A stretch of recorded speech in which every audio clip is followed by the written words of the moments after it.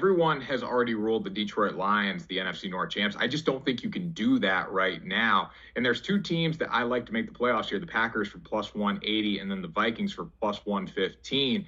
Out of the NFC North, they could win that division or get a wild card because we know the NFC South, they're probably only getting one team in the playoffs. So that really leaves three spots open. And I do think one team in the NFC North outside the champ is going to get in.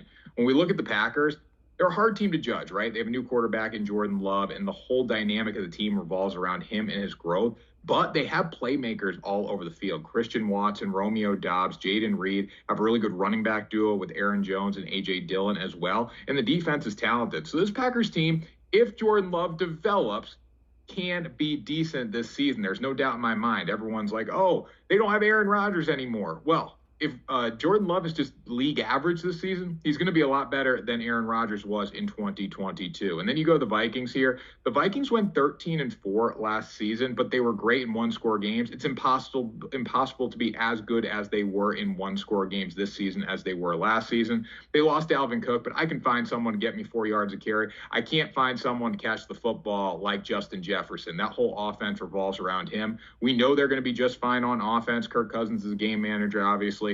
But defensively, they need to get a lot better. So these two teams here, when we look at the Vikings and the Packers, they have a lot of value because, one, they can win the division, and two, they have a chance to make it in as a wild card. So for plus money on both sides, you kind of get the little hedge there for the division title and a potential wild card spot just to make the playoffs. Definitely worth taking here.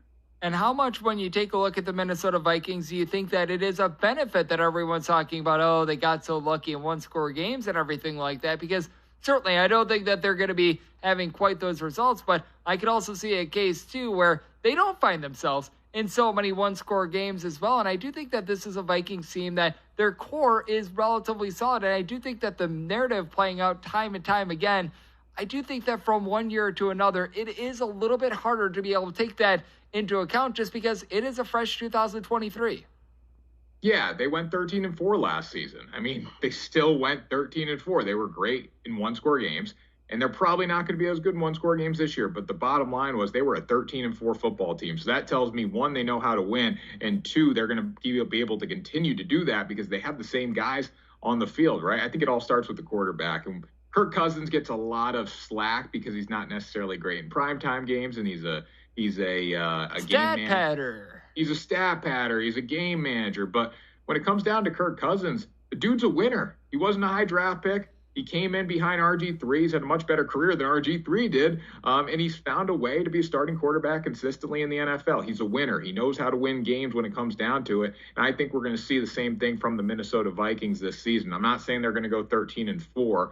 And the defense needs to be a lot better than they were last year because they were god-awful. But if the defense is slightly better than last year, they still have Justin Jefferson. They still have a lot of playmakers on the offensive side of the ball. I'm not too worried about them losing Dalvin Cook, and I do think they can make some noise this season, whether it's winning the division or getting in as a wild card. Patriots have arguably the best pass rusher in the AFC in Matthew Judon. They had the best defensive coach to ever coach in the NFL, best head coach, probably one of the best head coaches of all time, in Bill Belichick, right? Judon's going to easily record double-digit sacks. This defense is returning a lot of guys from last season. We know they're going to be good on that side of the ball. But the biggest complaint about the New England Patriots right now is Mac Jones. Is he going to be good this year? Is he going to be sophomore Mac Jones or rookie Mac Jones? I'll tell you what. Mac Jones led the Patriots to the playoffs as a rookie. He was a Pro Bowl quarterback, and he had one of the best rookie seasons of all time out of a quarterback. And you're telling me that he can't get back to that level? I think that's crazy to think. Last year, he was thrown in an unwinnable situation. He had Matt Patricia and Joe Judge calling an offense. These guys are coaching against the best coaches in the world, and they've never been on the offensive side of the ball. So I think that's very detrimental to a quarterback's growth. Now with Bill O'Brien, he has a chance to settle in, and he's going to be better. There's a lot of weapons on this side of the football for them this year. There's more than they've had in years past. They have their two tight end set ability with Hunter Henry and Mike Gesicki this season. I think that's going to help them a lot. They're going to get back to that vintage Patriot style of play here.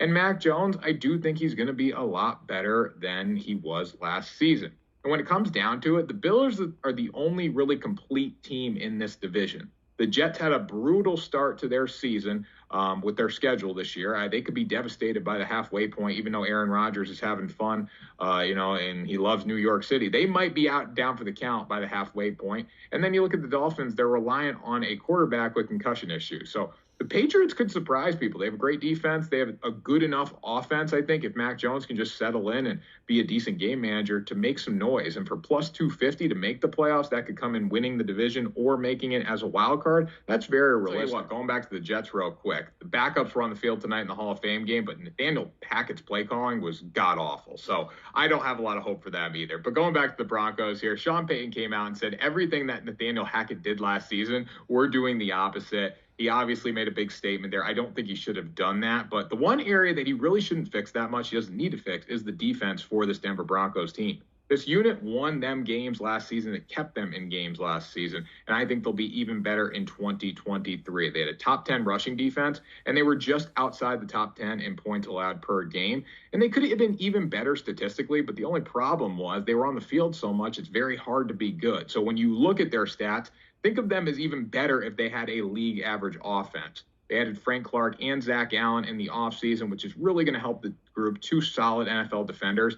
And this team, again, it's going to come down to the quarterback. It's going to come down to the offense. I think a theme of most of these teams, it comes down to how their offense moves the football and how their quarterback settles in. And with Russell Wilson, I still believe in him. He's a former MVP. He's a Super Bowl winner. And he has a great coach that already laid down the law and changed the culture. And the weapons that he has to work with are great. Cortland Sutton, Jerry Jeudy, and Greg Dulcich. The offensive line's improved from last year. They brought in former first-round pick, Mike McGlinchey, signed a big $85 million contract in free agency. And I can't say enough good things about this roster talent overall. So if you have the coach, you have the roster talent, you have the defense, and you have a former MVP at quarterback that I do think is going to get better from this year, from last year to this year, there's no reason to think this Broncos team can't be competitive. You have to dominate every team in the division outside the Kansas City Chiefs, and then you got to win your crossover games against the NFC North. And if you can do that, you have a great chance of getting into the postseason. There's nothing special about the NFC North, as we were talking about earlier. So for plus 180 to have a chance to make the playoffs, definitely worth taking here. I think this is a great price.